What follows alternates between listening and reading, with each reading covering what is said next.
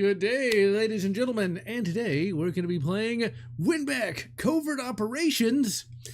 Now, Winback, Covert Operations came out at the very end of the 1990s, and I gotta tell you, it was a game that extremely impressed me way back in the late 90s. This is very much ahead of its time, and it's amazing just how much crap was crammed onto one 64 megabit cartridge.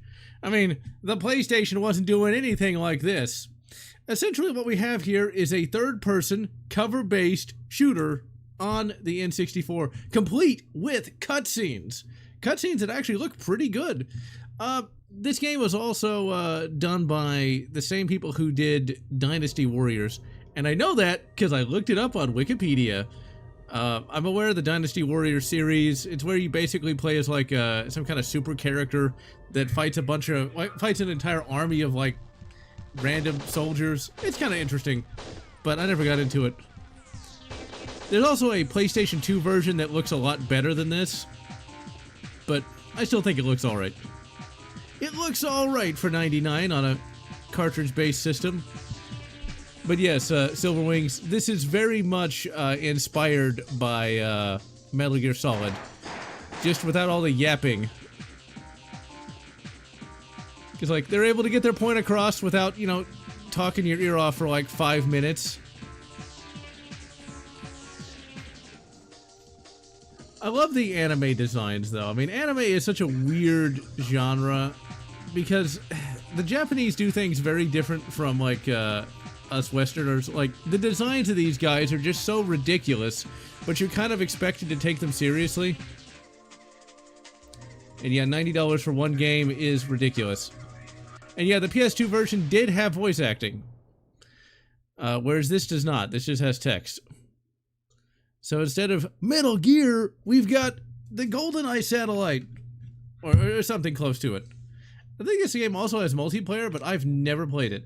Because, well, Humies are weird. But yeah, $90 for a game is... Yeah, that's not going to happen. Let's see. Switch to... Games are already ridiculously expensive. Yes, and this is very Japanese. Yes, that says scat. My god, who thought that was a good idea? And then, of course, they zoom in on it. Oh, man. That is too funny. So yeah, this is very much inspired by also Resident Evil. This is very much inspired by the Stars, which is much less terrible than Scat. I mean, seriously. So yeah, we've got, you know, the ion cannon from Command & Conquer. And these characters will show up throughout the game, and most of them will die. Oh yeah, there was Scat in Night Trap. Then that wasn't even Japanese, I don't think. Yeah, Jake, he's always gonna be the troublemaker. He's got the bandana, so you know he means business. Still though, for 99, the fact that they're moving at all with 3D models, oh my god! Instead of, you know, full motion video.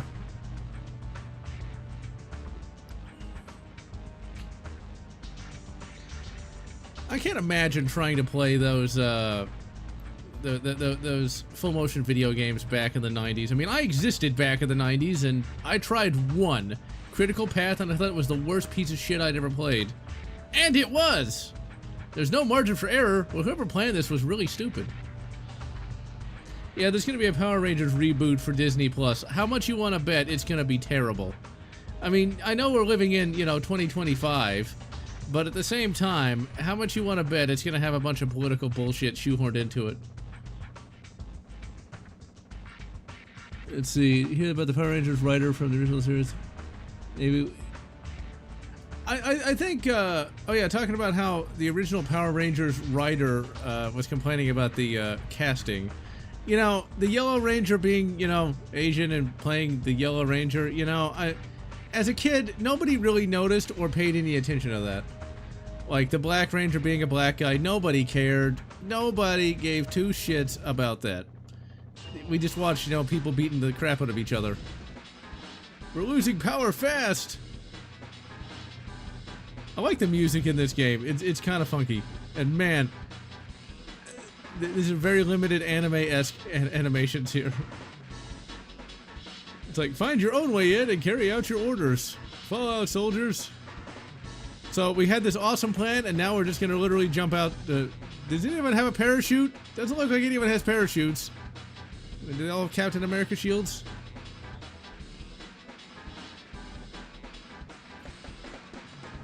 Huh. There's gonna be a Star Wars game where you got a clone trooper, a Mando, and a Jedi. That might actually be halfway adequate. We shall see. I thought the Red Ranger, I forget his name, Austin St. John, was actually supposed to be a good guy. I didn't know he was talking about how he was an army medic.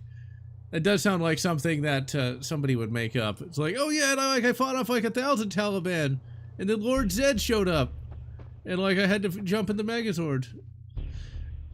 So yeah, will that Star Wars game be any good? I don't know. I'd like to think that, you know, now with the failure of a lot of this DEI nonsense, that maybe we might get good games again. I don't know what that guy was doing. You generally shouldn't run at a guy with a 1911 with a laser sight on it. It's actually putting a laser sight on a 1911 is one of those things that back in the 90s was much harder to do. Just shoot him in the, just literally shoot him in the ass. Totally fatal. With 45 HCP! Now the controls are good enough, you can actually pull off headshots. You just gotta have a little bit of practice. And yeah, the guy who played the Blue Ranger was a member of the LGB whatevers. And evidently he was, but then again, you never know. The only reason I cast doubt on that is, you know, it is very politically expedient to say, oh yeah, the people in the 90s were evil and terrible. Until there's some actual proof of that, I don't know. But evidently that guy's supposed to be halfway decent, so it may well have happened. The 90s wasn't totally perfect, especially if you lived in the Balkans. And yeah, this predates Resident Evil 4 by many, many years. And I think does it a little better, because this is a very fluid game compared to Resident Evil 4. Like, Resi 4 is good, but I don't know. This definitely... Ooh, shoot him in the dick. I mean, that's not exactly fatal, but you'd almost want it to be. Yeah, stuff like Power Rangers could never really be done again just because everything is so political, which is kind of sad. But yeah, the Switch 2 is not something I'm really I don't really care about. I mean, to me, it's not really relevant because I've got, you know, the PC, so like, what would be the point? But I guess if you are like a major console person, it does kind of suck that it's going to be ridiculously expensive. But sadly, it makes sense. What with all the economic instabilities going on. I mean, a lot of this economic instability be going on anyway. It's because of, well, all the crap that's gone on over the last 5 years. I did try that gyro feature for the Steam Deck. It's kind of interesting. I don't think I'd actually really use it in regular gameplay, but I kind of like the fact that it's there. Come on, get over there. Bam. I kind of like the fact that it's there. I just prefer regular, you know, joystick aiming. Now, doing the Kirk slide sounds great, but I kind of would like to have stayed undercover. These guys look a lot like some knockoff Lego figures I had back in the 90s. Now, you do get other weapons, but you have infinite ammo in your 45 here. And if only that was true to life. But we've got a MP5, which has some really weird looking bullets in there. That looks like it's almost like 223. No, it's a UMP, not an MP5. Damn, the UMP is really old. And of course you got the Spaz 12. That Spaz 12, you know, that's shown up in so many games, and yet in real life it wasn't that great of a shotgun. I mean, it's cool, and they never actually have the semi-auto function that it was most notable for. It's like, damn you, Bush 94. We couldn't import those anymore. Hey, why not take cover behind an exploding barrel? No one would expect it! At least I'm not just running around in a circle like an idiot. Yet.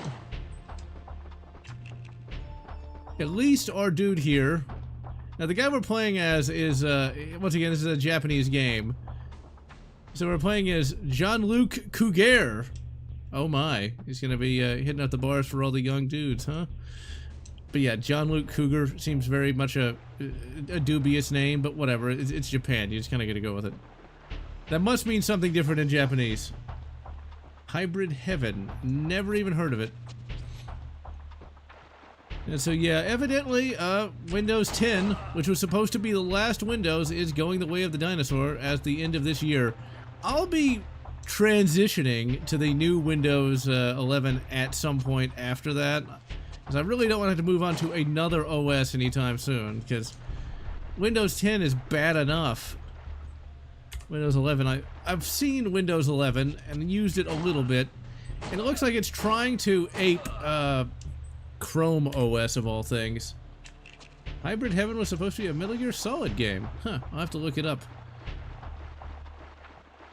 And yeah, this does look a lot like Metal Gear, but is better because it actually has better controls and the camera actually makes sense.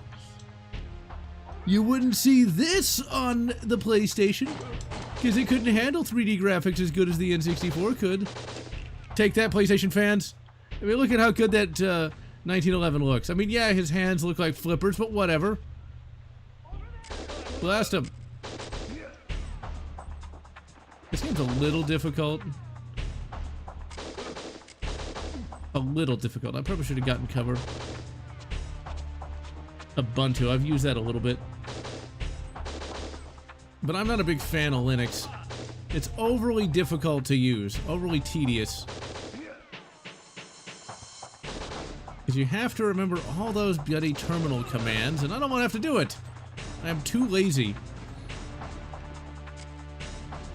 Now, thankfully, I've got my got a health kit right over there. Okay, let's save. Now, I have actually completed this game a grand total of once on the original N64 because it is pretty tough. Don't get.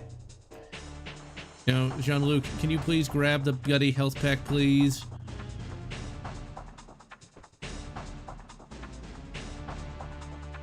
You know, the thing about Windows 11 is I'm gonna have to get it working like Windows 10, like reconfiguring the menus so they actually aren't just Chrome garbage.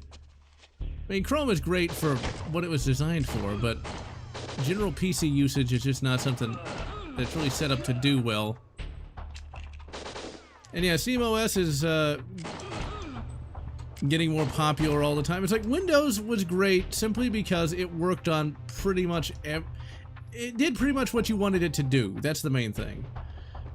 Whereas everything else requires a lot more configuration and is not nearly as mature. Oh dear. It wasn't much of a OS cougar as Windows is. We'll see. Windows could go the way of the dinosaur at some point. You never know. Life is change, man. We can all change. Okay, where's that asshole? There he is. As one of the early third-person, over-the-shoulder kind of games, the fact that it works as well as it does is nothing short of exceptional. And yeah, oh yeah, there's, I actually forgot about that. Yeah, there is going to be a new Predator movie. I think it's called like Killer of Killers or something. It's set during World War II, where the Predators are like hunting down World War II soldiers and shit like that. The trailer isn't bad, but I can't stand that kind of animation. Oh crap. I really don't like that modern low frame rate animation. Looks like crap to me. And yes, it is a Rocky IV reference. The Steam re-release of Big Rigs? No, no, no. Yeah, Springfield's always bringing in all kinds of imported crap. I mean, wonderful stuff. If you want a PCC, just get an X-Tar and be done with it. Those are great little PCCs. And they don't break the bank and actually work and take standard mags. You know, where the hell? Oh, I know where we need to go. Yeah, we just shot that box there. Alright. I mean, the Springfield Hellion or the VHS-2 sounds great in theory, but just get an AR. It's going to cost a fraction of the price and it's going to do better. There's so much crap you have to configure even for Windows 10. Like, you can't even use basic photo viewer. You know, that Kirk slide looked really great, but, like, that put us immediately in front of their shots, which isn't good. Oh, crap, he's right there. Now, they can hit you, and they do a lot more damage by bashing you over the head with a rifle butt than they do when they shoot you. I'm not really sure how much sense that makes, but whatever. Oh, crap. Makes you think of a Doom wad. Okay, let's actually get out the shotty gun. I like how all the boxes blow up. I mean, this is the 90s after all. Blast him! I mean, that has a huge spread. I like how there's just literally one shell he puts in. It's a magic shell. I can't believe that Big Rigs Over-the-Road Racing is actually getting a re-release of all things. Like, that is not a game. It literally is a failure. Oh yeah, it's gonna be Easter. I forgot all about that. This game to Resident Evil 2? Wow. You don't hate gaming journals enough.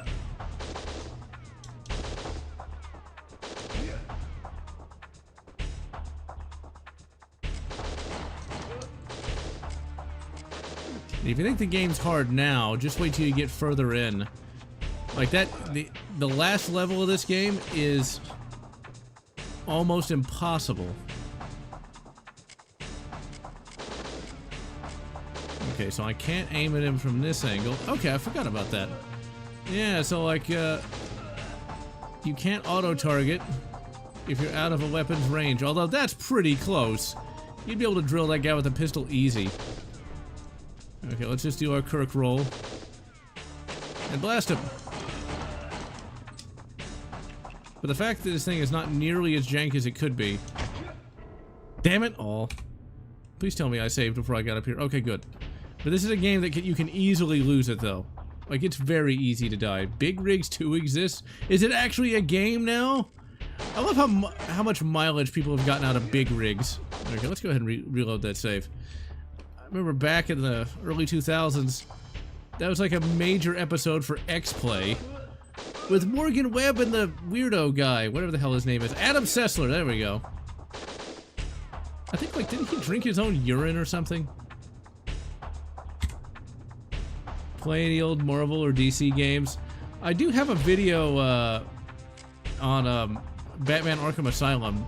I would like to do a video on some of those old Spider-Man games, but just getting around to it. Damn it all. But just getting around to it's going to be difficult.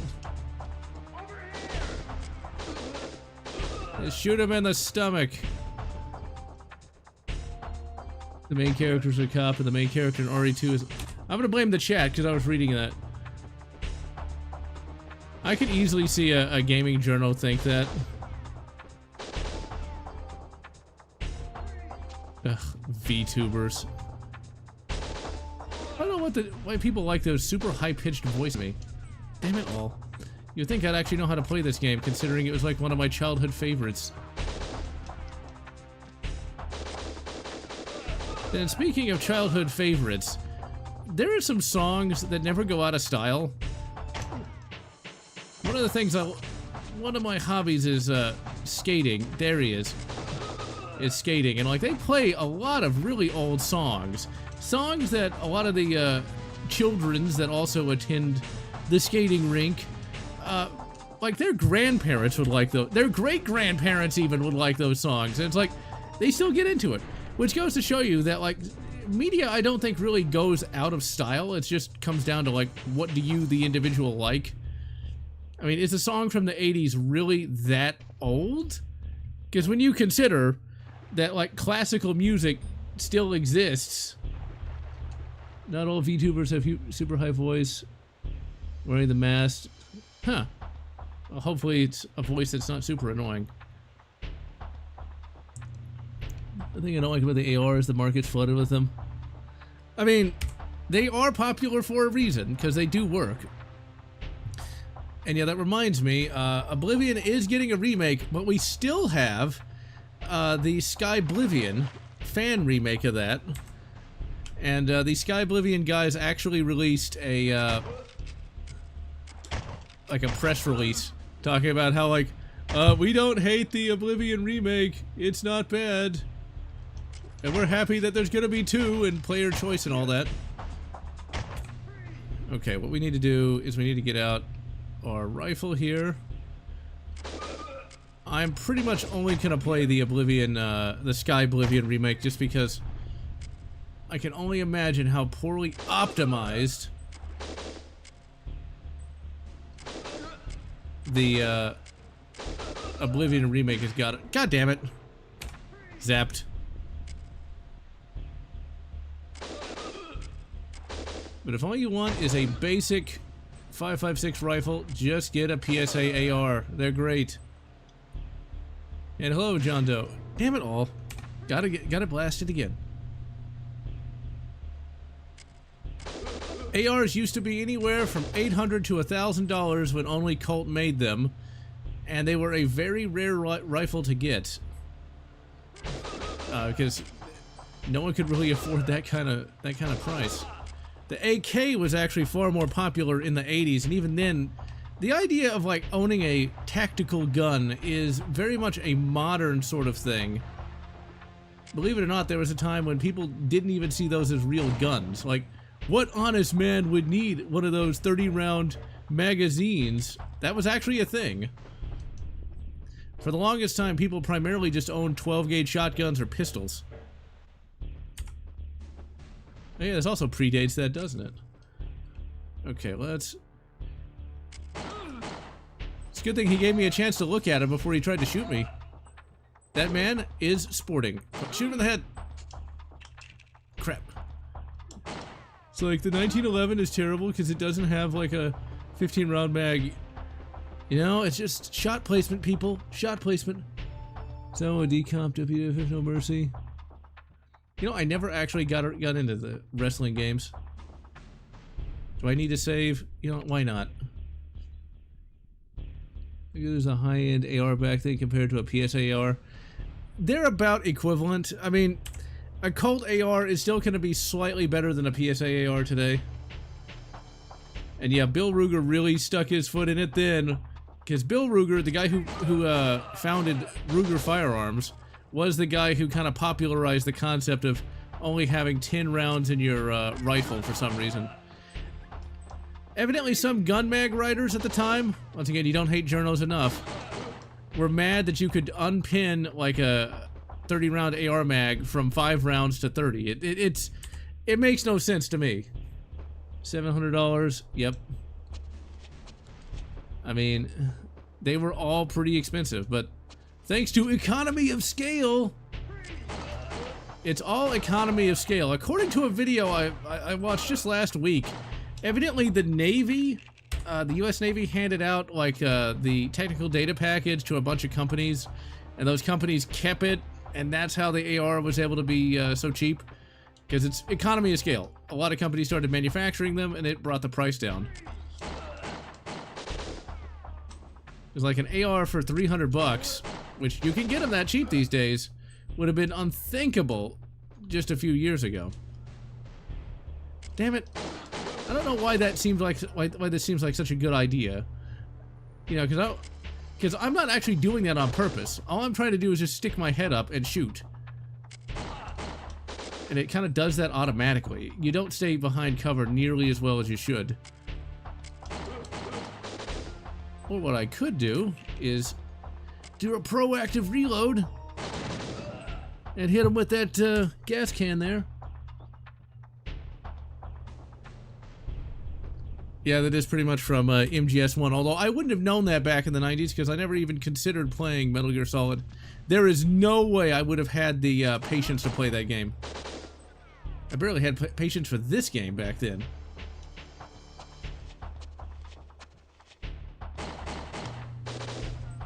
Man, the old High Point. People hate on those guns, but I had one once, and they're not bad. I like them just because they're kind of like industrial. If you want something that is sort of like the modern day version of a Sten gun, that's you would not be too far off. Let's see. I've got both a SIG and a PSA. The SIG is an older design with a fixed front sight, whereas the PSA is much more modern with a free float rail. We got free float here, people. We're going modern and a mid-length gas system. Let's see here. Gima wants to direct Hollywood movies. He might actually do pretty good. And yeah, I need to stream Kill.Switch at some point. The SIG or they're both basically equivalent. I prefer the PSA just because I'm able to stick more shit to it. Because it's a lighter gun overall. Oh crap.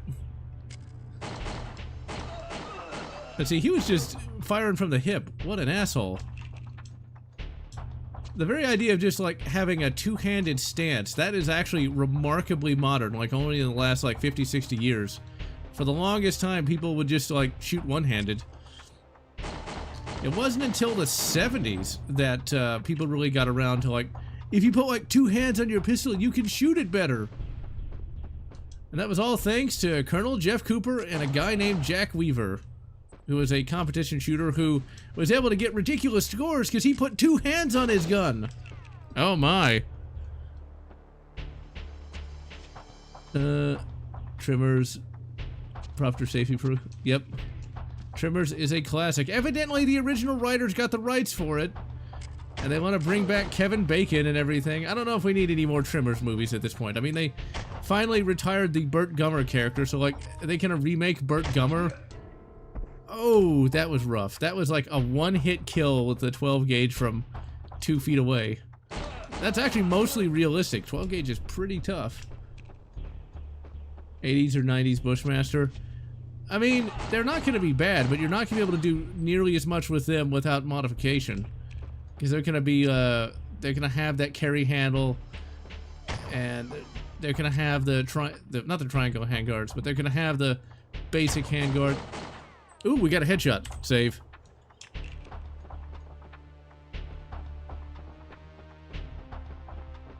Well, I mean, we could get into like some conspiracy theory territory. So for those who don't know, Sig Sauer is manufacturing a new rifle for the U.S. Army specifically, that shoots a really powerful round for defeating body armor. However, nobody has the body armor that round's supposed to defeat, except for one group of people, and that group is U.S. civilians. So, I don't know. That seems kind of, to a certain extent, that seems a little silly, because there's no way they would have enough troops or enough guns to take down the U.S. civilian group, U.S. civilians, but I don't know. It'd be nice if an independent developer did make a spiritual successor to this, just because it is a nice, straightforward game without a lot of crap and bloat. Okay, what we want to do is we want to save, so in case I actually run into this. There it is. I don't really need it, but I'm here. Alright, and boom. But I don't know, because like you would need to have like, if they wanted to like use that new SIG design against like American civilians, like they'd have to like really increase the amount of people in the military, and that just wouldn't work. It sounds like somebody had a good idea. Oh crap. Had like a good idea, but reality's gonna get in the way. Oh, you bastard. It's the box factory! My boy's a box! A box! Liked Mission Impossible. I actually did like the Mission Impossible game. I haven't played it in years. Well, that was alright. Maybe I need to stream that too at some point. Now here's a question. Is Trimmers a sci-fi movie and a sci-fi concept? Technically, the graboids aren't aliens. They're like dinosaurs or something. So, can that be considered sci-fi? Or is it urban fantasy? Because like urban fantasy is one of those things where like a werewolf isn't an alien. It's just a human that's like got like a curse. So it can't be sci-fi. It's not horror if you can like shoot the werewolf and actually take him out. And you can actually take down graboids pretty easily if you've got like an elephant gun. So is that sci-fi? I think it's I would actually say that Tremors is urban fantasy with a lot of horror elements to it. The reason I say there's a lot of horror elements is because there's like a lot of character death in Tremors. Usually unexpected character death, which is sort of a hallmark of horror. Ooh, we got a headshot. Save. And yes, this game definitely laid the groundwork for third-person shooters, and it works so well! It's like, usually when you have a first of something, it's terrible.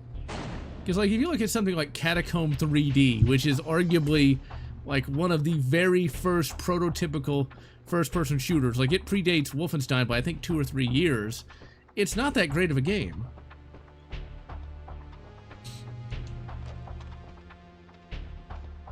And Gears of War is just boring to me. I've tried to play Gears of War. You really need to play it co-op because the grubs take way too long to kill. Oh my, Cody Madsen. Let's just hope that you've got your own surveillance setup. Original opening of Tremors, the scene was legit scary. Does Wolf 3D actually hold up? I would say it's playable. So it's does Wolf 3D hold up? It's playable. If you're a person who's never played a game before and somebody introduces you to Wolf 3D, you should be able to figure it out. But I wouldn't say that Wolf 3D is really finishable because it does get really boring.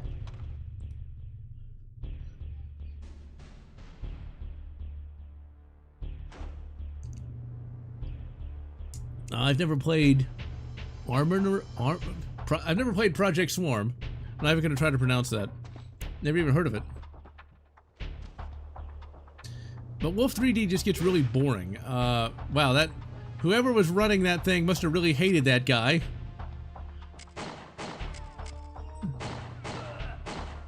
Come on, blast him. If I only got the controls right.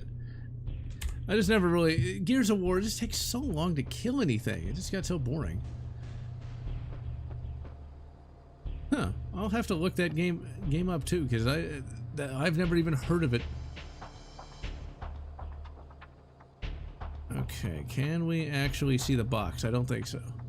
No, we can't. Okay, I think we have to go back through this building, and then we gotta shoot the box. What's in the box?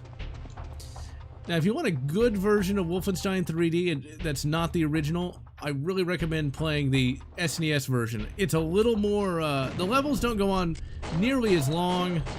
Convenient. The gameplay is a little more fluid, but like the original version of the game is mostly alright, but man does it get boring. Starship Troopers on the... Oh, I know what game you're talking about. Okay, I remember what that game is now. I never owned it back in the day, and I only played it a little bit since I started emulating stuff, so I don't really have an opinion on that or not. I'll need to play that at some point, but there's just so many games! So little time. Let's grab that health. Yeah, that Windows 95 screensaver, I love that. It reminded me of Wolfenstein 3D of all things. And we just now reached a checkpoint. Imagine trying to do all of that without save states. And yeah, I never knew you could edit that either. One of those things where if you had the interwebs, you could have known, but didn't actually do anything internet related until at the earliest 2002. And I mean at the absolute earliest. I mean, appropriately enough, the first thing I ever did on the internet was read a Aliens fanfic where Hudson survived. Say the Eternal Vigilance. Don't become a doom scroller. That's the best thing. It's just be politically aware. Don't let yourself be taken for a ride, the bad kind, and just, you know, be careful. Making the maze look like bricks and then change it to psychedelic. But see, Silverwings, you're like a gaming master, though. Like, you're actually good at games, whereas for me, I'm just playing a game here. I never was really that good at gaming in general. Although I take that lie back. I'm good at games that I really like. And while I do enjoy this game, this is not a game I would spend like hours and hours on. Now Battlefront 2, oh yes, I beat that on hard. And I would always play it on elite difficulty. And I got pretty good at that back in the ye olde days. Naughty photos. I like the sound of that. I like the sound of that a lot. Yeah, these days, like, screensavers are unfortunately kind of obsolete because we're all using flat panels. Unless, like, you're a true tryhard and you got, like, a CRT. I never should have got rid of my Dell 17-inch CRT. But it was, like, 2008, and, you know, like, when would I ever need one of those chunky CRTs? It's like, who needs that? Okay, I need to actually play this like I know what I'm doing here. Okay, let's go here. So the slot merchants have been eating pretty good. A bunch of overpaid celebrities actually went into space for like 15 minutes and then made like a really cringy video where they were like kissing the ground and everything. It's like, wait a minute. You were in space for like 5 minutes. Why are you overacting that badly? I find like the response to that to be both hilarious and kind of annoying. People are like, oh, it's not real, they're not real space people. It's like, well, yeah, because it was space tourism. It's like, yeah, but they shouldn't have gone to space because it wastes resources. And I'm like, I like the idea that rich people can go into space. And that might sound a bit silly, but at the same time, like, air travel used to be the purview of the rich, and then it became popularized for the rest of us. Basically, if you want to have a industry be created, somebody has to be able to pay for it. Space is really only affordable by the rich. And so once they actually invest in it, the price can come down for the, well, regular people. It ain't gonna come down for a while, that's for sure, just because, well, space is expensive. So I don't have a problem with, like, Katy Perry, she played the songs going into space, because that means in, you know, like 20, 30 years, maybe General Lotz could go to space. And you better believe I'd want to go to space. Even if it was for 5 minutes. Playing Descent on the Sears computers. Man, Sears. Ah, those are the days. When Craftsman tools were actually made in the United States and not China. Let's see. Couple CRTs. Overscan. Yeah, I had like a really old school CRT. Katy Perry pretending to be, yeah. Well, thank you, Silver Rings. But I would love to be able to go to space, you know? And so what if, you know, some cringy celebrities go up there? Eventually, maybe we can all go to space. The final frontier. The voyages of General Lotz as we try to find more Doom mods. The 32X Doom at least exists. So if you didn't have a PC, but you did have a Sega Genesis, that would be a fairly affordable way to actually play the game, so... I actually kind of like the 32X soundtrack on it. People say it sounds like, well, flatulence, but I don't hear it. It doesn't sound as good as the Super Nintendo version, but you know what? It doesn't sound terrible. It's a close approximation. It's better than nothing. But that's how, like, air travel began, was with rich people flying to various places, like, you know, the flying boats and stuff like that. I can't imagine, like, trying to fly from, like, the US to, like, Panama or something. That had to be bad, because they didn't have air conditioning. You know, I can't imagine how nasty the bathrooms would have been. Wicker seats. And yeah, the 3DO OST of, the 3DO Doom. God damn it. Okay, let's blow up that, box first. Or that barrel. It's not even close to where I am. Bastards. Okay. Come on. Let's try to target it. There we go. Yeah, the 3DO version of Doom had a really good OST. It actually was this, like, heavy metal OST. It was like the only good element of that game. I have played 3DO Doom on the original hardware at a gaming con a few years back. It's about as bad as you expect. It really is not very good at all, but it was done by one person in like 3 months. because the tech bros of the day were just as dumb as they are today. I don't know if PC gamers were considered elite just because I didn't really know anyone that was a PC gamer other than me and my grandfather, so maybe.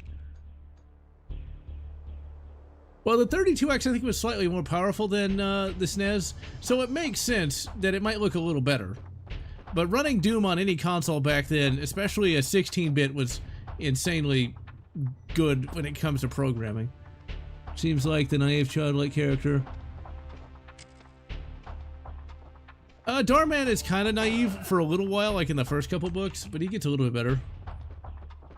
And yes, he does get a Padawan pregnant, because, well, you know, Karen Travis is trying to, like, show the dichotomy between the Jedi and the clones, which I kind of agree with. The Jedi of that era of the Old Republic were kind of crappy. Oh, crap. That is a lot of bastards. Okay, what we're gonna do... It's a good thing nobody has grenades! Okay, that was bad. Okay, let's go over here. Let's get some distance. Or let's miss the box entirely. Okay, here we go. See, these guys follow the ATF. They don't have any short-barreled rifles. So wait, does that make them honest men? Oh, you bastards. Eventually, we are going to get space hotels. Damn it.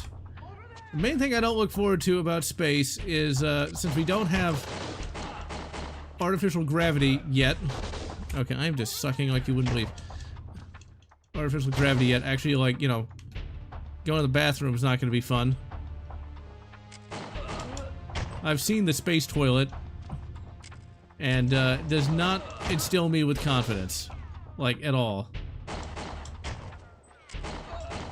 And yeah, the Brazilians did get a Sega Genesis version of Duke Nukem, and it's not very good. I've emulated that, and it's barely playable, and I mean barely playable.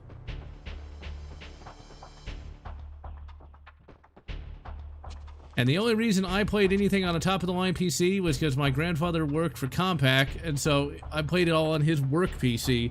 If you were just a regular person, playing something like Hexen would be very, very, very expensive. So unless you actually worked for a computer company, yeah.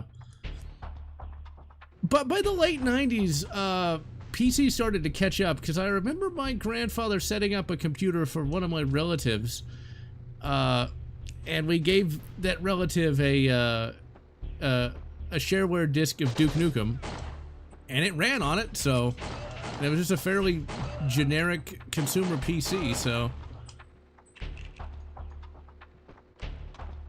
let's see. I like Duke Nukem 3D well enough, but I'm still a much larger Doom fan than I am a Duke fan. I like Duke Nukem more than I like his game, to be honest. Oh, crap. Okay, let's just reload the save. Like I said, this is a very easy game to lose.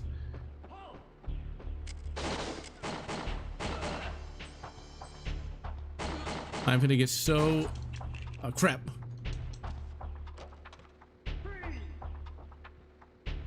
It's a good thing everyone has a mask on, although they have to make faces. There's somebody named Darman that does... female empowerment videos? You know, that's kind of fitting, because, like, Darman in the Republic Commando book series does empower a female. All night long, too. I mean, he kind of does that. I mean, how could, you know, a 20-something female not be hot for, young Tamara Morrison? No wonder he likes the Polynesian spas. Gamecom Duke Nukem. Oh god, that was terrible. It was basically, I think it was just like a point-and-click adventure game or something like that. ARC Troopers do work alone, but the ARC Trooper concept doesn't make any sense. If they're supposed to be officers, they're not supposed to be going into the field anyway, and 100 of them really wouldn't make a difference in a galaxy-spanning war. unless like they were like some kind of super general, which they really wouldn't be because they were trained by Jango Fett, who was not actually a military tactician or a politician for that matter. Yep, that's the same thing that happened to me, Anti-Whiteout.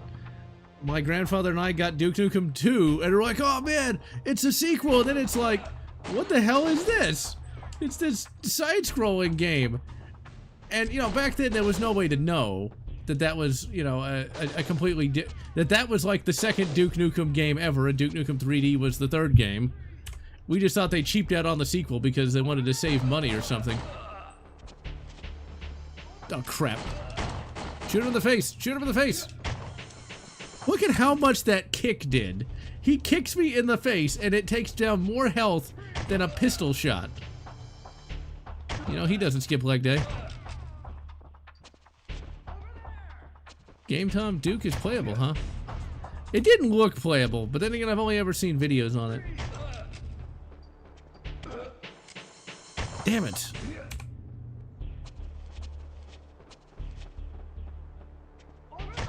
Wait, Duke Nukem converted to Islam? I mean, no, we can't say that. Oh, crap. Like I said, you can lose it fast. Damn it. What a bastard.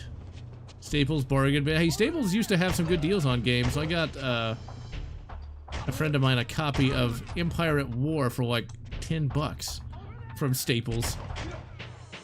Okay, I'm just getting completely eradicated trying to get past this part.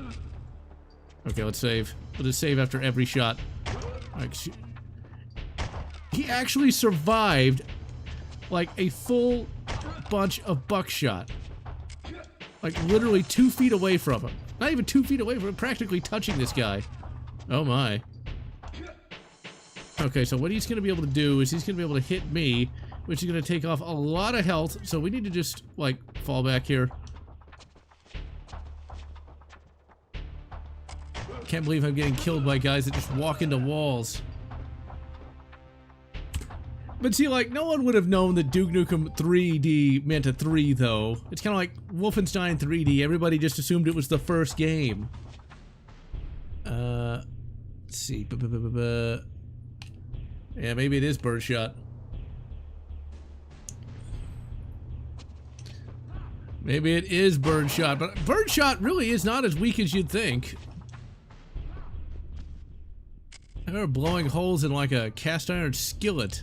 That'll teach you some respect for even the cheapo shot. But you'd probably want to just use buckshot in your shotgun anyway. Alright, let's see, how many... 15 lethal hits. Well, I am just, like, not hitting anything.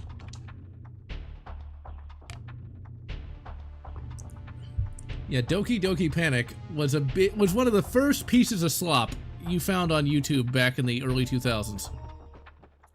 Basically, I'm sure everybody knows it now, or maybe it's been forgotten again, because that slop is so old now. But everybody and their cousin was making a video on how, like, Super Mario Bros. 2 in America was really Doki Doki Panic in Japan. It's like they lied to us, man. Let's see.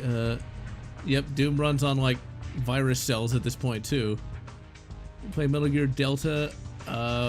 Maybe? I didn't even know. I don't really follow modern gaming anymore, unless it's a mod.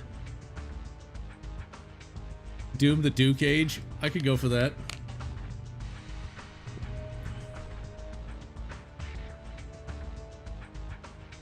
The chopper burst into flames. That squat looks very unpleasant there, Jean-Luc. Like, seriously, just put your knee on the ground. You literally have a knee pad. You can be feeling in the morning. Wait, Daredevil Dan? I should have been reading this. These things can't get much worse. Not after the start we've had. Thankfully, he's only like 3 days from retirement, so nothing bad is going to happen to this guy at all. Like, nothing bad could ever happen to this guy. Nothing. He's going to be perfectly okay. In fact, I think he shows up in the sequel. And the third game, too.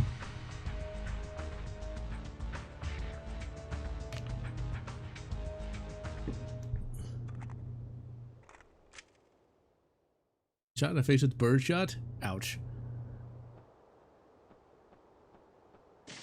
What? He died? I could have never guessed. I thought he was going to be in like the entire series. I mean, seriously, I mean, Maat. I mean, I didn't see that coming at all. I mean, that was like one of the greatest video game shocks of all time. The fact that the first guy you show up, the first guy you encounter dies within 5 seconds.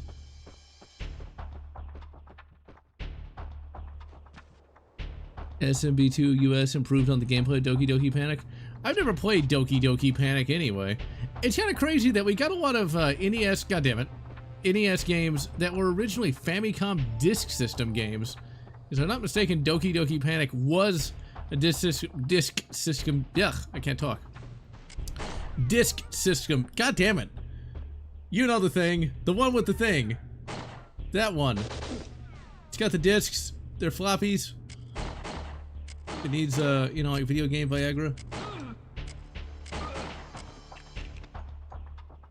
I'm glad to see that I Have No Mouth and I Must Scream has gotten more releases. It's actually not nearly as negative as the book. Luke Imperial Guard Disguise. There is going to be a Dash Rendar figure, but they fucked up his chin. He looks like Jay Leno. And I never liked point-and-click adventure games. I just couldn't stand them. I didn't have the patience. He is legally distinct, but similar to Liquid Snake. The Police Quest series sounds really difficult. I did not know it was responsible for the chip shortage that pushed back the release of Mario 3. But yeah, I think Zelda was also a disk system game along with Metroid. Like a lot of major NES cartridge games were originally on floppy disk of all things. Okay, let's save. But yeah, Super Mario Brothers 2, the American one, the Doki Doki Panic reskin, was a really good idea. Oh, goddammit, no! It was a really good idea by Nintendo because the original Super Mario Brothers 2 really wasn't very good. It was just a retool of the first game, but harder. And we would get that on the Super Mario All-Stars, and yeah, as Super Mario The Lost Levels, and it really wasn't very good.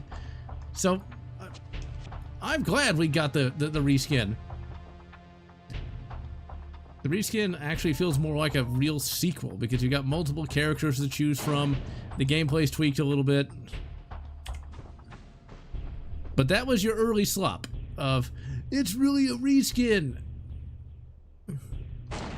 There we go. I think it's more of a Jay Leno chin. Like, his chin is really bulgy. Whereas Bruce kind of like points a little bit. I'll play Doom the Dark Ages when it goes on sale. I don't really want to spend 70 bucks on a game, because that's a lot of money. I can do a lot of shit in real life for $70. You know? What I am gonna do is when Doom the Dark Ages comes out, I'm gonna be doing a Doom modding video. I'm like, beat the price and play some mods or something like that. What do you think about the first ROM hack? Yeah, pretty much. But like 70 bucks, like I just can't justify spending that kind of money on a video game that I don't even know if it's gonna be good or not. Because I'd hate to spend that kind of money just to hate it or never play it, especially these days, what with the expenses going up. See, here's an adulting thing. Like, my insurance went up 50 bucks! 50, and I don't even drive much. Like, I drive to, like, the store or, like, to the skating rink because I can work from home. And it went up $50, which is ridiculous. The things you have to worry about when you're an adult. Now, I did recently purchase a modern game called Insurgency Sandstorm because some enterprising modders have actually come up with what is essentially Battlefront 3 using Insurgency Sandstorm as a base. You even have bots, like modders including goddamn bots. Really, modern gaming isn't so much dead, but Like, really, only the modders are putting in the kind of effort needed. Oh my. That'd be kind of cheap hookers, though. I'm just saying. Actually, a thought just popped in my head now. It's like, okay, so Boogie2988, right, is really well known for, like, buying, like, a lot of, shall we say, the sexy workers. But did he ever think to, like, include one in, like, a video? Because now I'm thinking, like, okay, like, let's say you're, like, a streamer, right? And you need, like, a co-op partner, and you make a lot of money. Could you, like, hire a prostitute to, like, stream with you? I just picture, like, somebody with the name of, like, Crystal, like, trying to play Metal Slug. It'd be hilarious. Make a figure of Anakin with tattoos from Clone Wars. That'd be pretty neat. I'm sure there's, like, some fan creations of that. And yeah, actual bots, and they do work. And the AI isn't that bad. I mean, I get why there's a need for a license to drive, but yeah, the insurance is ridiculous. Goddamn ridiculous. The Quartering is selling off his video game collection. Oh yeah, didn't the Quartering, like, make some kind of coffee and that nobody bought it? How many, like, themed coffees does someone need? I mean, it's kind of like all these, fancy action figures. I'm really impressed by some of these really fancy things, like, it's like a $200 Voltron, but, like, how many people are really gonna buy that? And how many people are going to buy Quartering coffee? And thank you, Triple X Medic. I really appreciate it. Still hasn't sold off his private jets. Wait, the Quartering has a private jet? Really? All that slop allowed him to buy a fucking plane? That's not fair. Or maybe that's just a joke. An escort will be a safer bet. Yeah, you hire an escort to do YouTube videos with you. That'd be kind of hilarious. Okay, so we need to not get blasted. Driver's licenses. Exactly. Or get hit by people who don't have insurance. Or people who... Never mind, I could get in trouble if I say certain things.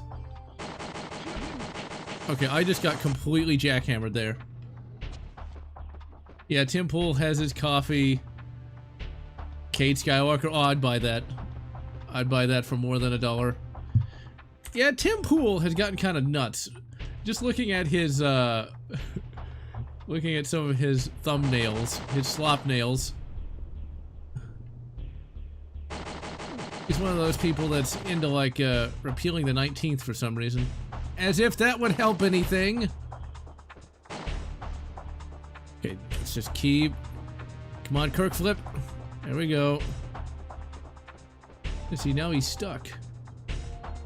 Yep, Pat the idiot hired a stripper. Okay, you know what? But did he actually, like...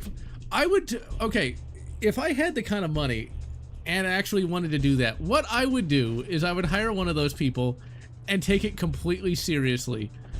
Like, I would literally show this person how to play, like, a game. Like, let's say Metal Slug.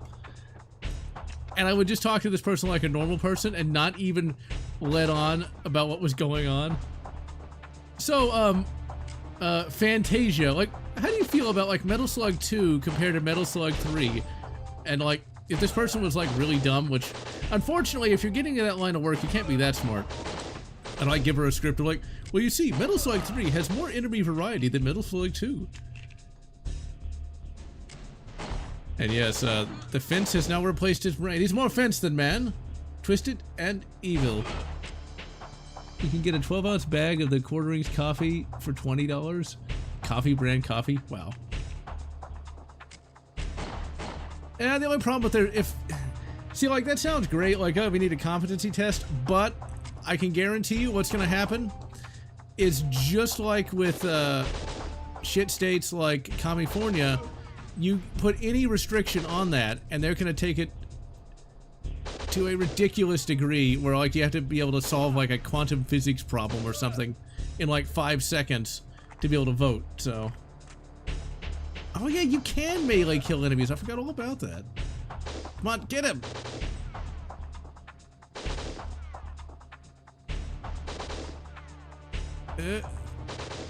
No. There we go. Got him. Headshot. Well, also, I still consider Tim Pool very much a slot merchant. Because, like, if you ever listen to any of his videos or any of his live streams, it does sound like slop. It's like, he sounds exactly like what he looks. He looks like an old, burnt-out, you know, skater dude. And he also has a dirty hippie on there that sounds like his brain was melted in 2002. Even the quartering audience is sick of him showing the coffee. We need to make a General Lotz coffee. Gen Coff. It's going to be exactly like the coffee you can get in the store for $1, but we're going to charge $20 for it. What amendment you do without personally be prohibition? Yes. Prohibition was the dumbest thing the federal government did since the last dumbest thing. Come on, go, go, go. God damn it.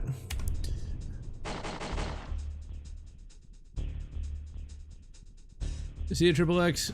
Watch out for crazies. Oh yeah, Candace Owens. Wasn't she saying that recently that the moon landing didn't happen? It's like, we didn't land on the moon. Elvis ain't dead. You ain't going crazy. It's all in your head. Quarter pounder is so broke, physically go shop for his own groceries. Oh no! General Lotz liquor. Gin lick. Wait, no, we don't want to have that. That may be the OnlyFans. Okay, and come on. I think you can shoot that guy through that little, like, vision slit.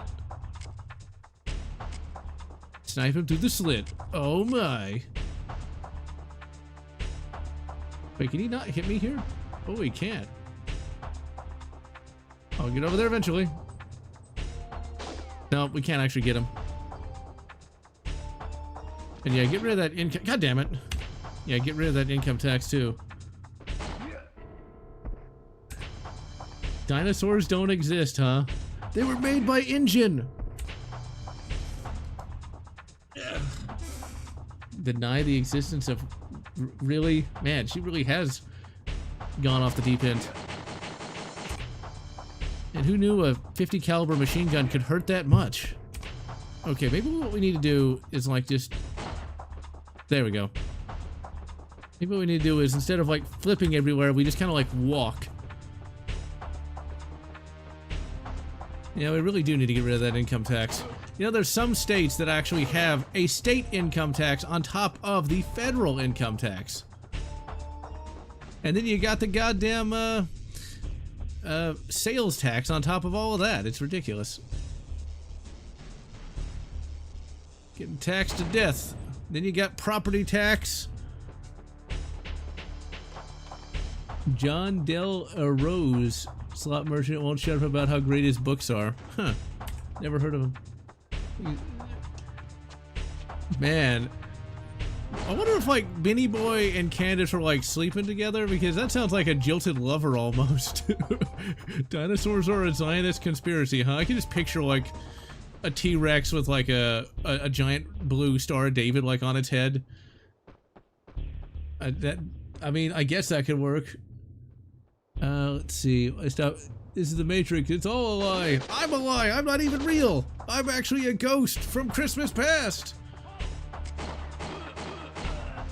Is it a Christmas that will come or has come? Oh my. Okay, let's grab the medical kit.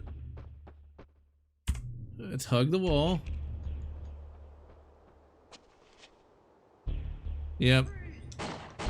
And I hate it when, like, these famous YouTubers will just say stuff like unalive or grape. It's like, oh god, people. Do you realize how stupid you sound?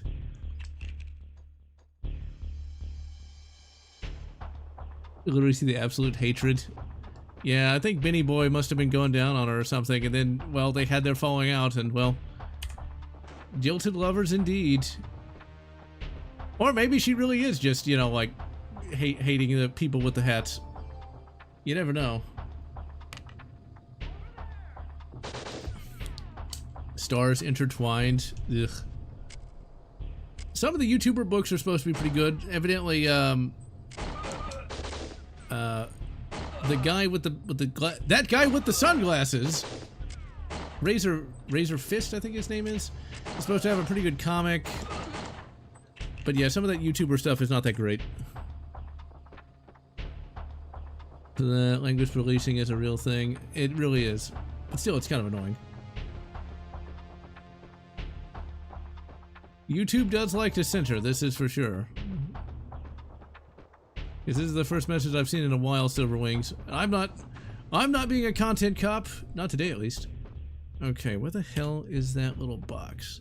Let's see what time is it? Oh, I could be going an hour 10. This is actually a fun game, so... At least they got magazine right, didn't call it a clip. Okay, so we've got to, like... Now, if we actually were a human being, and we're not, we could, like, climb up on that box and shoot the, junction box, but we can't. Because it's a video game. Actually, I think we go... Nope, we didn't get it. I thought I did pick up a key. Maybe I died and didn't pick it back up. The Omniviewer has some books. Operation Red Dragon. Huh. Never heard of it. Never even heard of the Omniviewer. Okay, I didn't pick up the key. Must have picked it up and then died.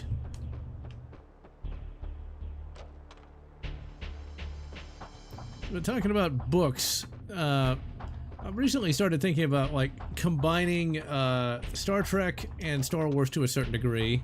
Like a little fanfic where, like, Boba Fett and Mando show up to help Starfleet during the Battle of Wolf 359. Do I know what's destroying the West and they censor? Yep. How would you advertise it? Advertising books is not an easy prospect. Selling it on Amazon is probably your best bet, but shilling it in a couple videos probably doesn't hurt either. A lot of times books get popular due to word of mouth. But how you do that, I have no idea. If I knew how to market myself, I would know. Okay, and go! No. Okay, what if we just, like, walk over there? Okay, we don't need to do the Kirk jump. Okay, and we're good. Defends Andrew Tate. Wow, what an asshole. Oh yeah, I remember hearing about Daisy being kind of nuts. Wow, she's really gone nuts then. A rocket lawn chair? Okay, so we like use a rocket launch chair on the machine gun, maybe? The emplaced 50? Okay, well, let's blast that. Come on. No, there we go. We went through all of that when I could have just climbed on the hedge and then climbed on the box? Come on. But it's a video game. Okay, let's go ahead and reload the shotguns. So, like, carrying shotgun shells is really annoying because they're huge and they weigh a lot. And you are pretty much limited to fairly close ranges. Now, I like how we can just carry a giant 4-cell rocket. God damn it. I'm trying to admire the rocket launcher, you bastards. Okay, let's blast him.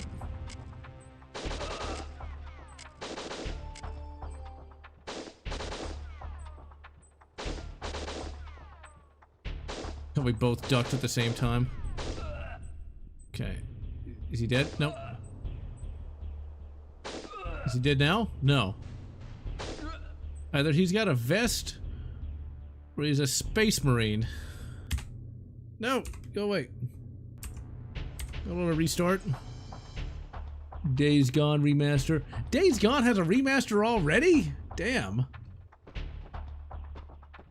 Days Gone, for those who don't know, is like it's an open world like motorcycle game where you play as a member of I think you're a former member of a outlaw motorcycle gang and like there's zombies and shit. It's not bad, although I have to admit it made me kind of depressed though. My stepfather was a big motorcycle aficionado and the main character kind of reminded me of him a little bit. Like my stepfather was more like an artistic hippie though. Really cool dude. Sadly passed from the cancers. Ugh. Uplink Hacker Elite. That sounds like an interesting concept, but not one I'd actually really care that much about. Jordan Peterson's daughter has been with Andrew Tate. Uh-oh. Yeah, Jordo, once he started really hitting the benzos pretty hard, also started going kind of nuts too. All these people end up going nuts. And see, we didn't have to wait till the end of the game to get the rocket launcher Silver Wings. You see, I'm talking about who the main boss has prevent attacks. Yep. Exactly. Damn it. At least wait 10 years for a remaster. Exactly, because that's just... Seriously, like, what did they do to it? Hey, upscale like a couple textures. But I do like how the main character of Days Gone is a biker dude. Like, we finally have a character that, you know, is not just... He was originally a college student who went to Penn State. Or, oh, we finally got a boss, finally. It's gonna be one crazy-ass bitch.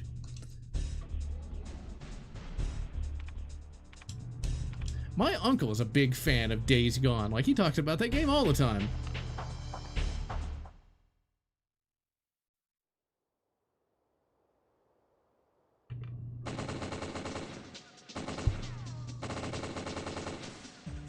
You actually came through the front door. See, nobody would nobody would be stupid enough to do it. Yo, Joe, bitch.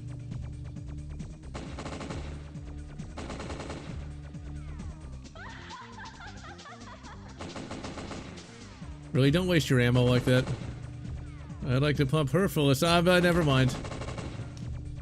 Jean-Luc Cougar was arrested today for sexual harassment. It's gonna be canceled if he says something like that.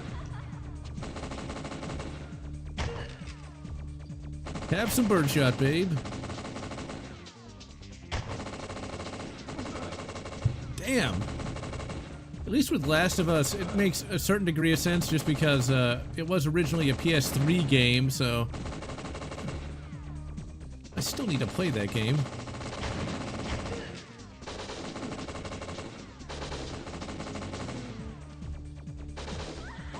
Come on.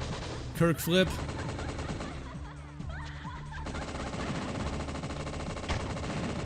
I think she needs to go on some SSRIs or something, because she's enjoying that way too much. I like how she has invincibility frames, but we don't have them.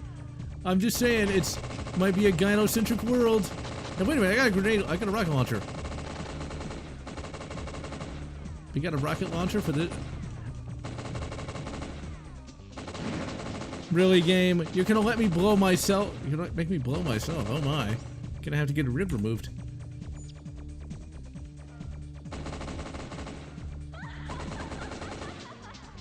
Yeah, but see, Xena was actually a lot hotter than this girl. I mean, she's not bad, but I don't know. Jean Grey was a lot hotter. Really, how do we miss from this distance? Oh, I'm getting so... Come on, get her! Nope, nope. Okay, might as well reload the save.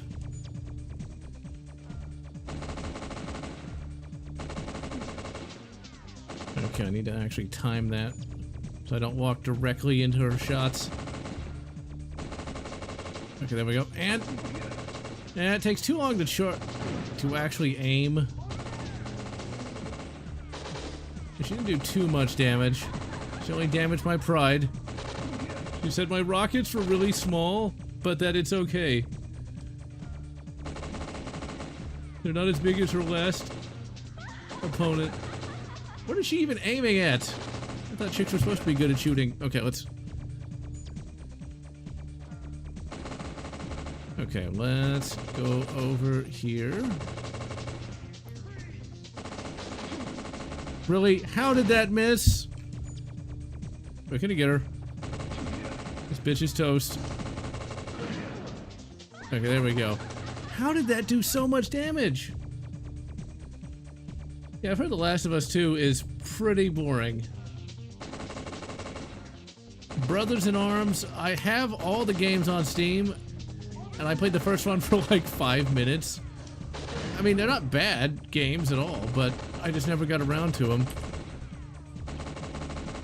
Okay, let's go over here. Okay, we don't want to get like double teamed. Now, if it's 2 females, I'm alright with, but not the whole MMF. I'm not really into that sort of thing. Not that there's anything wrong with that. No, no, not at all. How did that miss? It didn't go in. It just went impacted on the surface. Okay, there we go.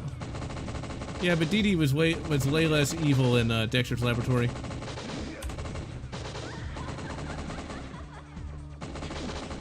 Way less evil, but still. Okay, there we go.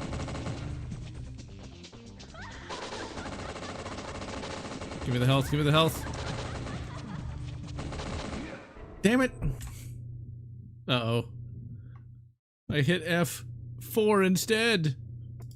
F4 brings up the desktop menu, which we really did not want. Alright, and... as you might imagine, later third-person shooters would make it a little easier to get on target.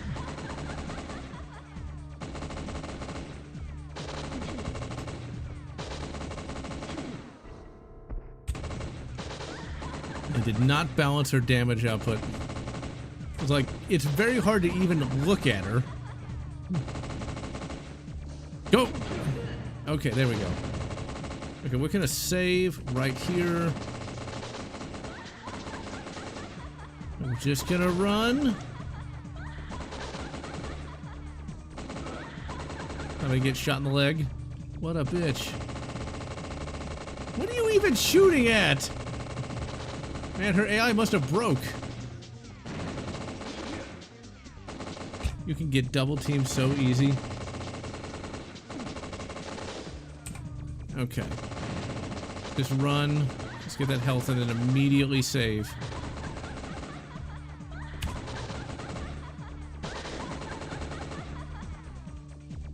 Definitely a DEI hire.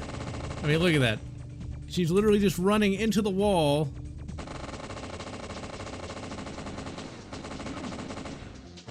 And the only reason she's winning is because I have bad controls. Yeah, you cannot sidestep at all in this. There we go. Okay, we almost got her.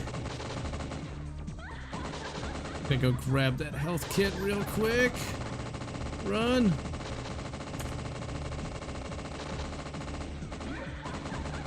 Oh, come on, get it, get it, get it, get it. Grab it. Oh wow, she's right there. Okay, you know what? We'll turn.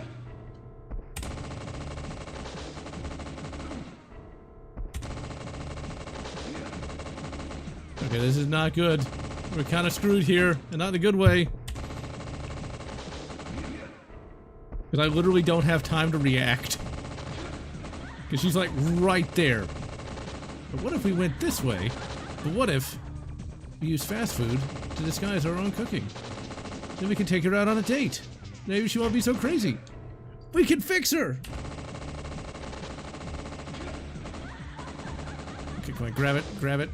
No, don't stick to the wall, you idiot! There we go, we're just gonna do that. Just gonna Kirk flip all night long.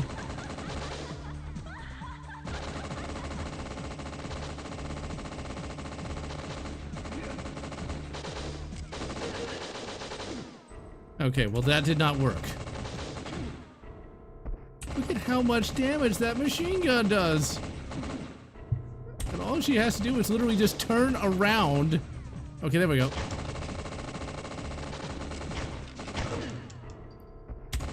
Mutual kill.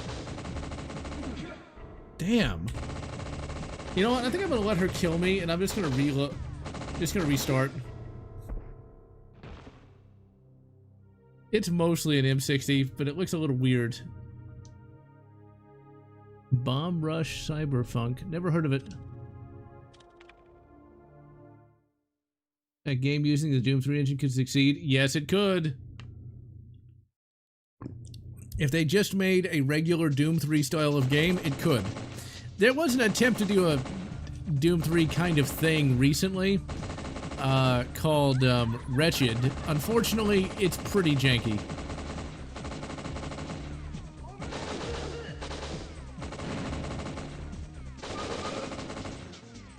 When in doubt, use the UMP.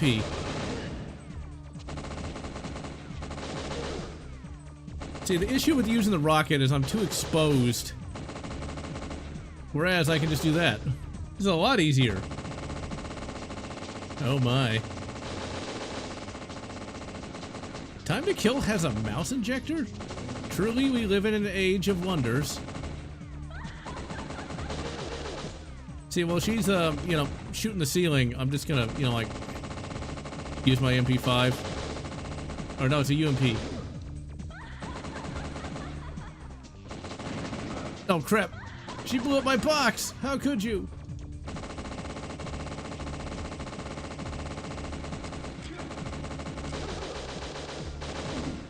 Okay, I should have gotten some cover at that point. I deserve to die. Yeah, unfortunately, Jean-Luc is so gonna get canceled for this.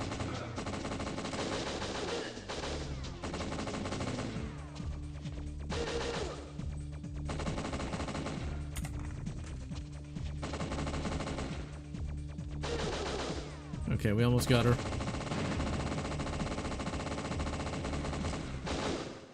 Boom! Cecil. Wait a minute, is this connected to Invincible? Use the Doom 3 engine? Yes, that would be a very good engine to use if you wanted to make a game. The problem with making a game is you do need a team and you do need money. That's why independent games don't really do that well, is because they don't have a team or money. And so they have to be very frugal, and they also have to strip things down to like bare bones. That's why Dusk is such a good game. There's like one or two guys that were able to do all of that. You know, it had a story, it had complex levels. See, you know Jake is the troublemaker because he's got the bandana.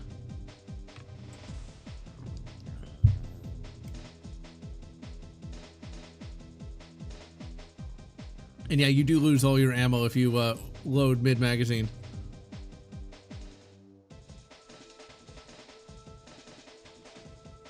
Did you find anyone else? No. Did you find any? Did you like find any of the hot babes? Just like real life.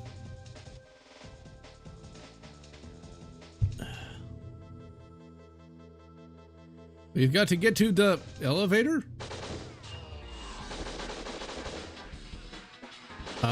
They're doing C-clamp even back in the 90s. Stop blabbering. I bet they didn't know that, like, C-clamping would be a big deal in the future. We've got on the PS4. Some people made nice remakes of classics. Yeah, I still do not have a PS4 or PS5 or any of that stuff, just because none of the games on there really interest me much. Use the lowest level of it. What? Okay. But yeah, Last of Us was something that was a pretty big deal back in 2013. I mean, for me, the whole, it's got like this amazing story, man. There's been plenty of amazing stories on, like how he immediately just kind of like, his brain stopped working.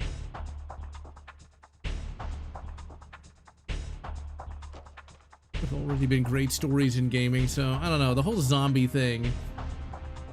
Oops, there we go. And I could probably get rid of the frame counter.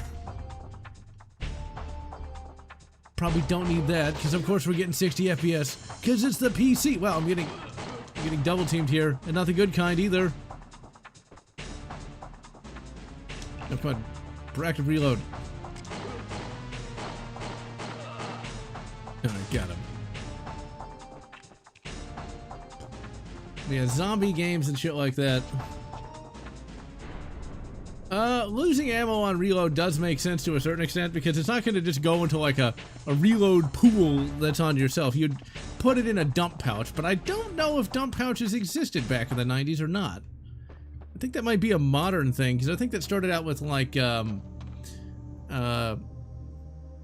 competition shooters having to retain magazines. I mean, it does make sense to have a dump pouch because you don't know if you're going to get resupplied anytime soon, and you know you don't want to lose good mags.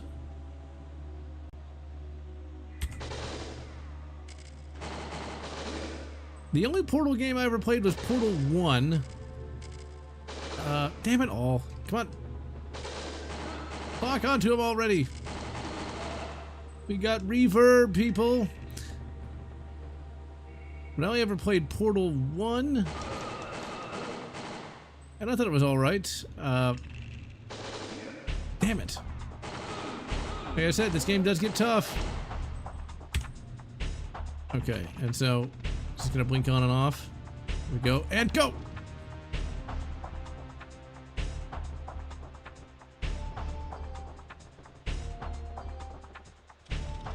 C-clamp is good for some things. Foregrip is good for some things. For me personally, I prefer the front grip to C-clamping. I feel like it's a little easier to maintain stability. And like if you got like a barricade or something, you can actually push the forward grip up against that to get a really good sight picture. And yeah, we got sewer level, not a sight picture. You get better stability.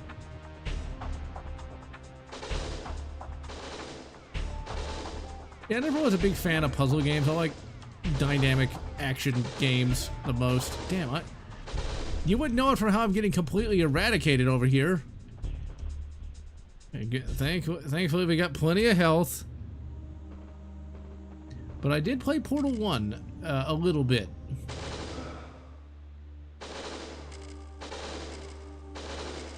There we go. Their AI is not that great. Nope. Okay, we almost had a headshot. Come on. Come on. Damn it. Okay, I was gonna reload the save.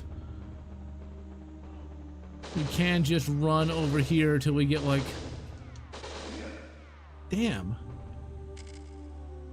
I'm gonna blame the chat just because I can.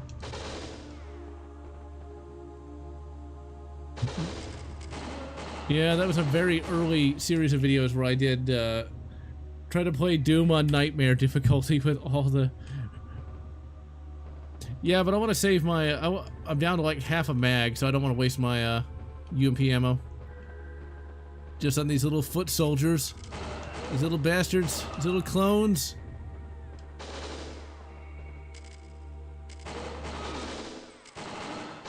Yeah, trying to play Doom on Nightmare is pretty difficult. I never tried to play Brutal Doom on Nightmare. I wonder, like, how that works. But the original Doom on Nightmare was pretty tough because the enemies would respawn, and yeah.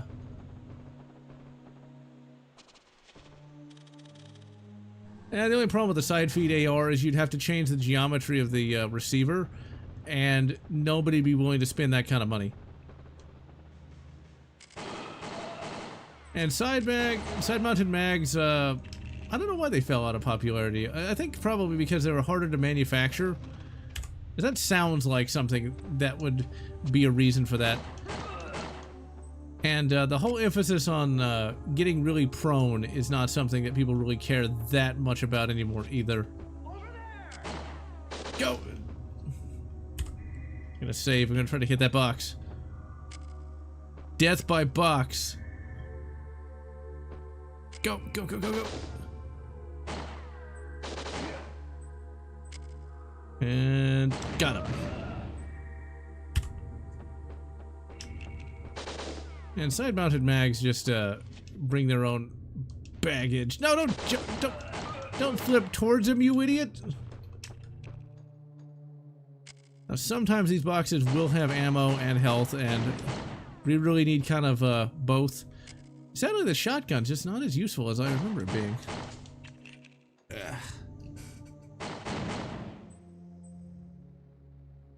on, give me something worthwhile, people.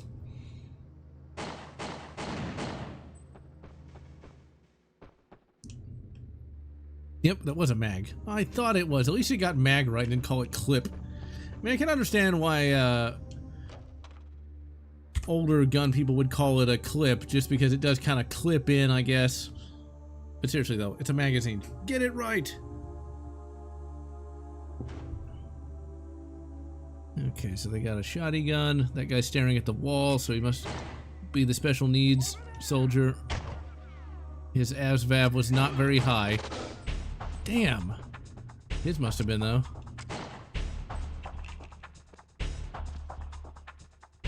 Okay. No, don't flip out there like you... Ugh. Save. Turn-based tactical games, I've played some of them, but it never really did much for me. For me, it's mainly third-person shooters, first-person shooters, and of course, some RPGs. Turn-based, the only turn-based game I ever really liked was Knights of the Old Republic, because it wasn't overly complex. It had a really, really good story. Come on!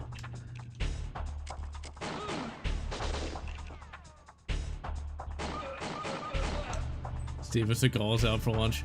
Yeah, Steven Seagal became a bit of a meme over the last decade. Originally, he was like this big-name action star, but some really shitty movies, and the fact that apparently, evidently, he was kind of a shitheel really kind of lost him his reputation. He was even like some kind of sheriff at one point in Louisiana, of all places. You know, Jake really isn't very smart. Oh man, you gotta play Knights of the Old Republic. It is amazing. It's basically a bit of a retelling of Star Wars, but like in a different time period. It's got a lot of really good writing. It's got a bunch of memorable characters. The gameplay is actually remarkably fun, especially for a turn-based RPG. But the story is really what kind of sucks you in. Like it does the Star Wars thing really well.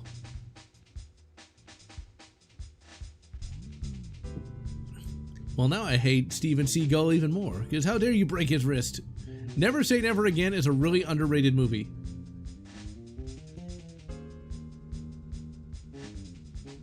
But yeah, Steven Seagal, though, I think there's also some complaints that he is now like a Russian citizen, and Russia's like the big bad these days.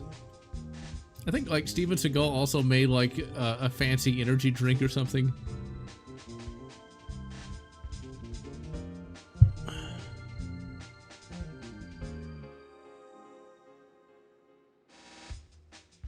I love all the generic names in this. But still, though, we got like Jake, Tom, Bill, Hank, and then Jean-Luc. Come on, blast him.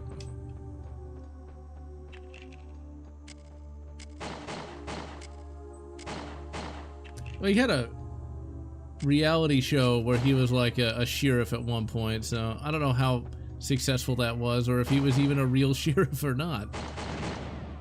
Directed by the guy who directed RoboCop 2. That was a big missed opportunity. They made it too mean-spirited. Make it 1080p. There's a mod that fixes that. Let's check ModDB. You can't really make the cutscenes 1080p just because they're like BIC video files. The fact that BIC video even works on modern computers is pretty nice.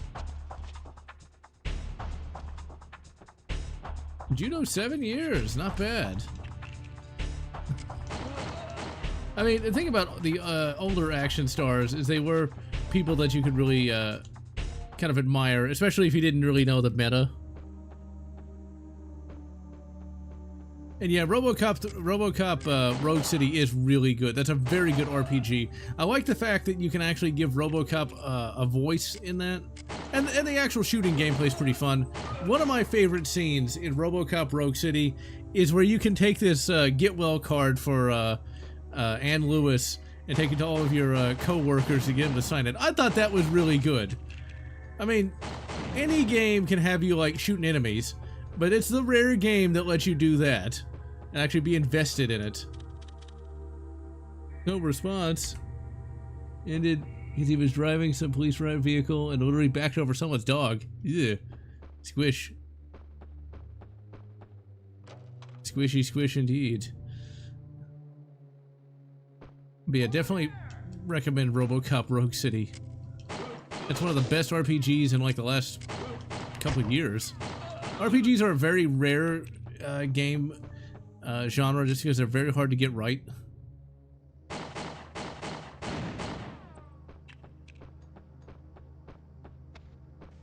And RoboCop Rogue City is one of those things where it does have some Poland jank.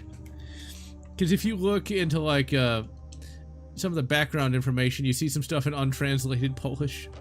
And yeah, RoboCop Rogue City is an RPG, complete with the talkie-talkie and everything. And RoboCop, you can have a... The way the RoboCop dialogue choices are is you can be like, well, an actual robot cop, you can be, you know, caring, stuff like that, you know. And there is a difference, and there actually is a point to all the dialogue choices. Like, there actually is consequences for your actions. Unlike Mass Effect 3.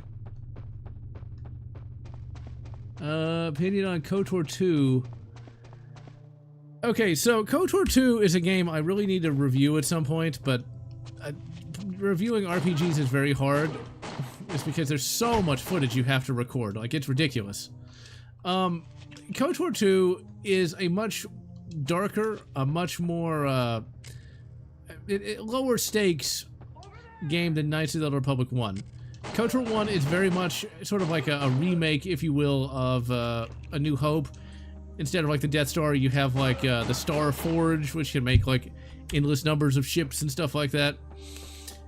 But KOTOR 2 is more of a ground level sort of adventure where you play as a Jedi exile and you have to like find some missing Jedi masters and finally take down like a what is effectively a Sith god almost. People like to say all kinds of things about KOTOR that just simply aren't true, like that Chris Avallone, the writer, didn't like Star Wars in the first place, which isn't really true, like, at all. Like, if you're a fan of Star Wars, you'll like KOTOR 2. But it gets a lot darker than KOTOR 1 does. Like, a lot darker. But there's a lot of spoilers with that. Like, one of the characters that's sort of like your Obi-Wan equivalent is like this really nihilistic woman named Kreia, or Darth Treya. Is that a spoiler? I don't know. Live in fear.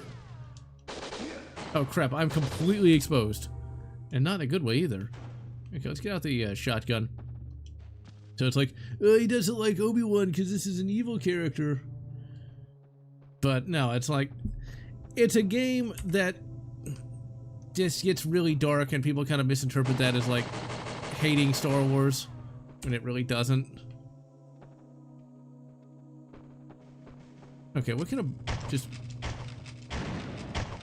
blow through it. Oh my. Really took 2 shotgun blasts? Maybe this is birdshot. These are those little mini shells which didn't actually exist in the 90s. Wow, Wesker Jr. here is badass. We like blew him up and shot him with a shotgun. Let's see. It said that Disney needs so much lore. Oh man, Kathleen Kennedy had said that like, oh well, there aren't any novels written for Star Wars. It's like, what? Like, that's just a bald-faced lie. And yet people believed her. That's the thing. Or made excuses for that creature. Saying like, oh, it would have just pissed off fans if they did it wrong. It's like, no, she didn't say she didn't want to piss off fans. She literally said they didn't exist at all.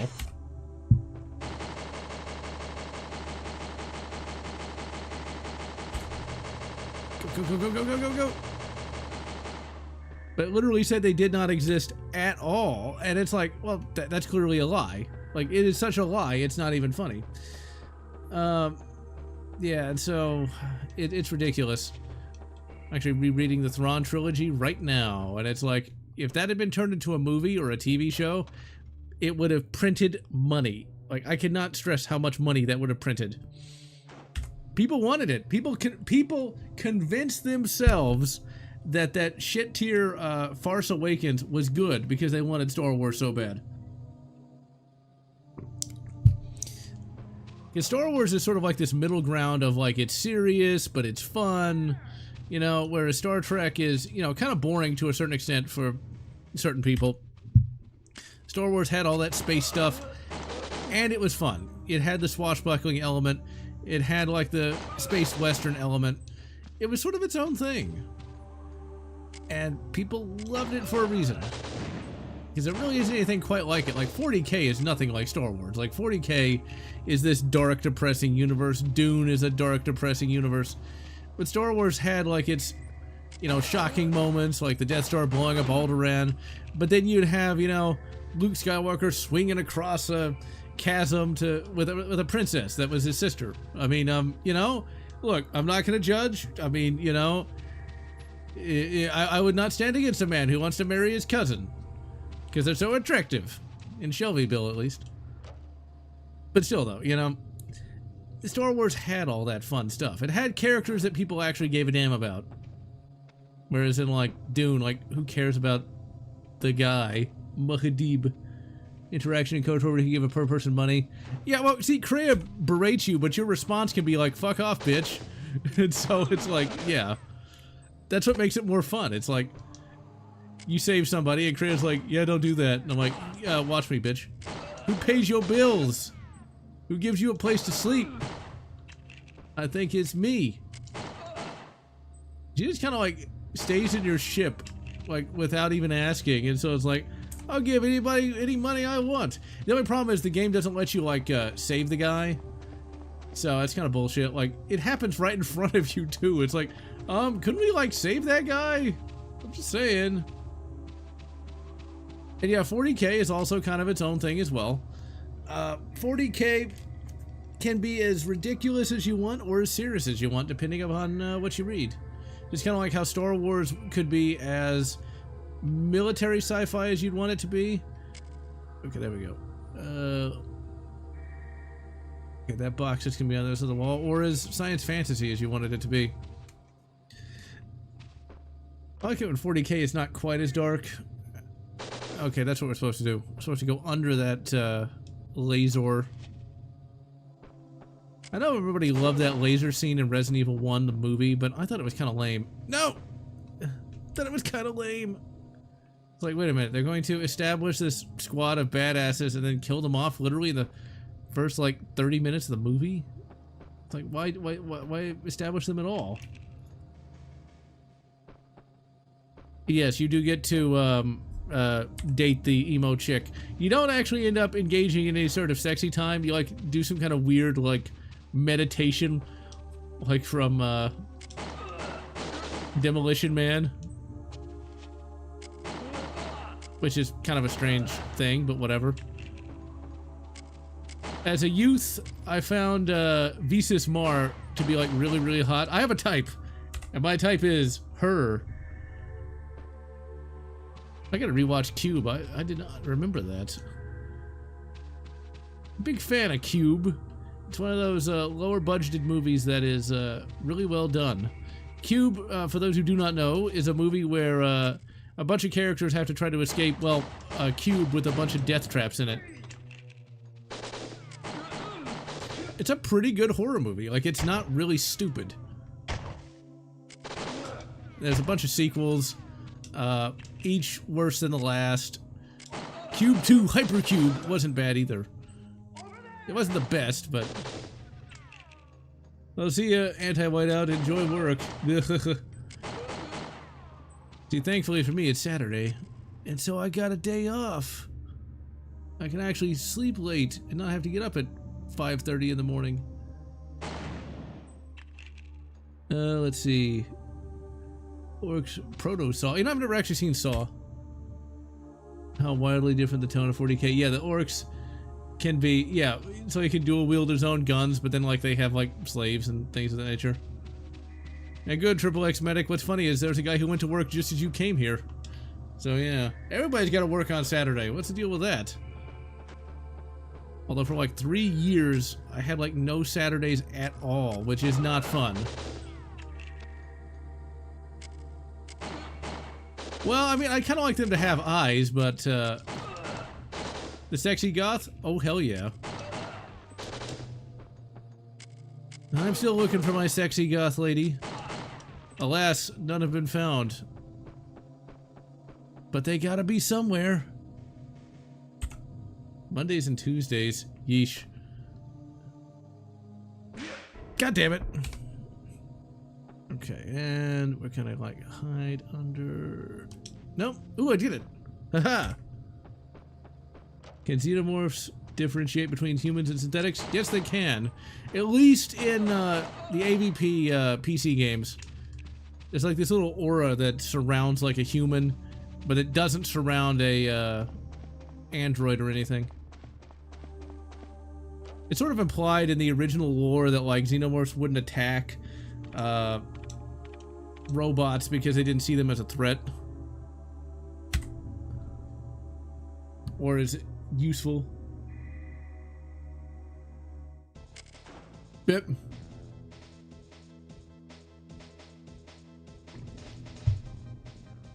Really, Thomas? You're really stupid.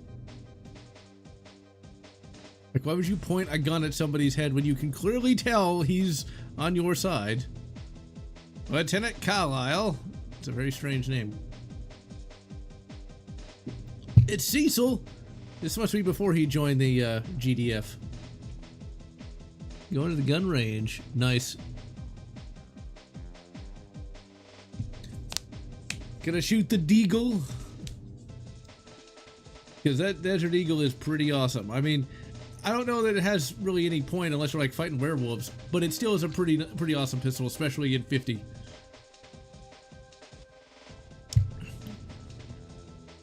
Oh, yeah.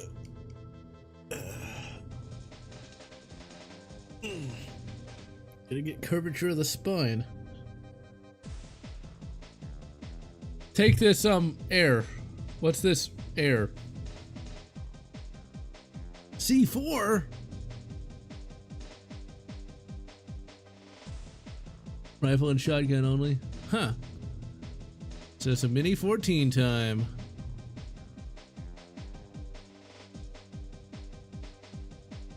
It's kind of funny. The M14 was scaled down by the same guy who scaled down the AR-10. Seems kind of fitting.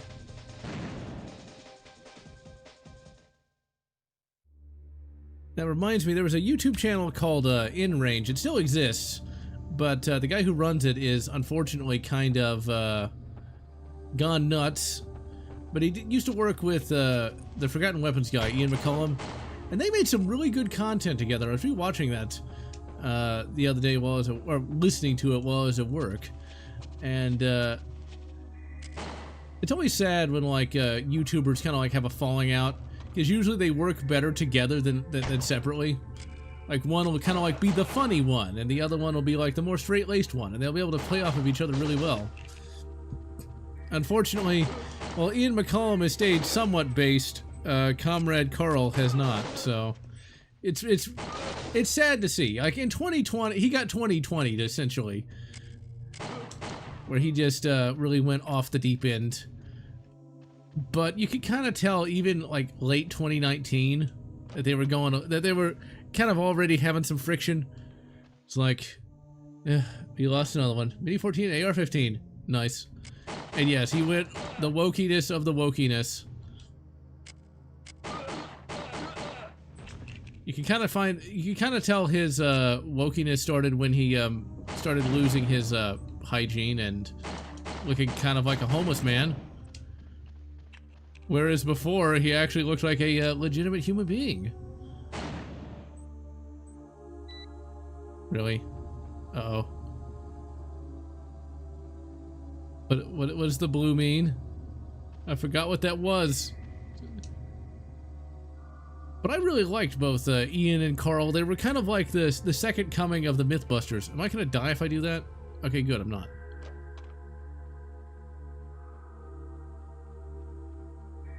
They had a lot of really good historical content, a lot of practical shooting content. They really shit on the Mossberg Shockwave. But now their solo stuff just isn't quite as good, because like Ian McCollum isn't that funny. And... Oh, you bastard. I told you, you can lose it fast. And like, Carl Casarda is very, very, very woke. And you can tell. And he repeats himself a lot. Okay, let's hide. Oh, come on, how was I supposed to avoid that? Like, he just reads straight from the script. The woke script, that is. Like...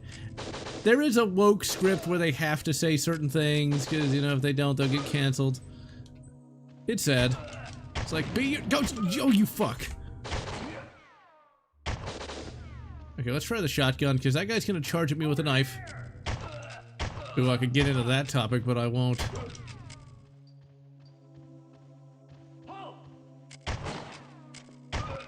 And yeah, like, talking about a bicycle pistol, well, not necessarily a bad idea, is not quite as entertaining as, like... The problem with, like, a forgotten weapon is just the fact that it's forgotten for a reason, because usually it's shit. But if you talk about something cool like the M14 or something like that, and talk about, like, how it didn't work, what I like is information that's not just something you can find on Wikipedia. So there's a fairly small YouTube channel called Fudbusters. They talk about like gun law and stuff like that, but they'll also go really in depth on like really like the minutia of certain things. And so, come on, get him! Oh, come on, that should have got him. Like really in depth into like really obscure stuff that really do fill in a lot of detail. So like, why did the AR-15 not work in Vietnam? Well, it's because it's not that they used the wrong powder, it's just that they didn't have cleaning kits, and since they didn't have cleaning kits, the chambers got rusty, and that's why the AR-15 failed so badly in Vietnam. It had nothing to do with the powder. It's like, and then the powder that, the good powder wasn't actually any good. It's like, that's the kind of information I want, because that's really fascinating. Whereas, you know, when you talk about, like, a bicycle pistol, it's like, cool, I guess.